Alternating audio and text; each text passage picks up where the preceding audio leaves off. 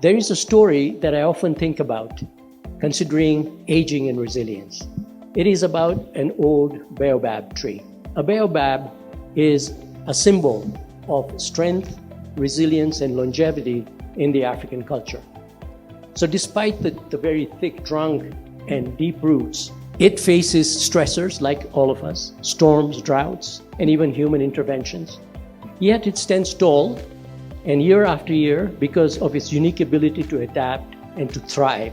And I'd like to believe that our brains are, in many ways, very much like the baobab tree. Age brings with it a certain degree of mastery. But aging also has its downsides. Is there a way we can reduce frailty and prevent decline so that many people can enjoy the upsides of aging? That, to me, is the question that Brain Residence Kenya is trying to ask. What you will find here is going to go beyond brain health and brain resilience. The same things matter for the heart, the same things matter for mental health, the same things matter for obesity.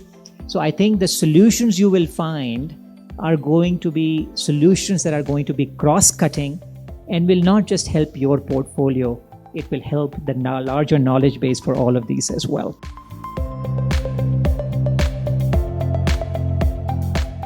It is now my esteemed duty and privilege to officially launch the Brain Resilience Project with the full confidence that it will contribute significantly to the health, improve the quality of life and resilience of our nation.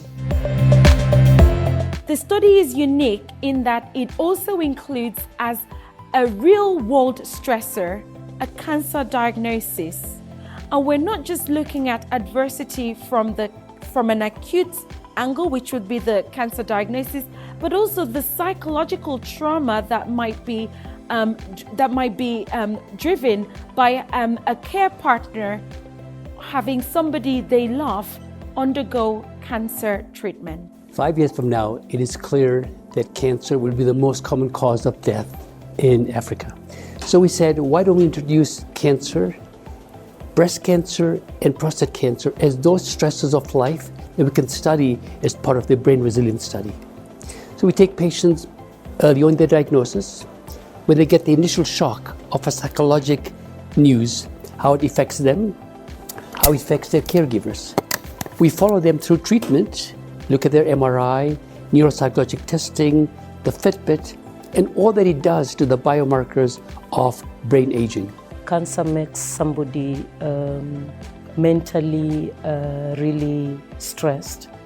And if we could find coping mechanisms that can make the treatment outcome better, but again, at the same time, the mental health better, then it would be very good for cancer patients. As a caregiver, mental health is a very important fact that you learn maybe way later, because in the immediate point of caring for someone, your concern is about the person, but you might not notice how it affects you. As you continue to be a caregiver, then it becomes important for you to also start building your own resilience in how you protect your mental health. And one way that I found very helpful for myself is asking for help, talking about it, joining support groups, communing with others who are actually going through the same experience that you're going through. We believe that by following people in their normal everyday life, some of whom are coping with an incredible stressor of cancer, we will learn so much about how humans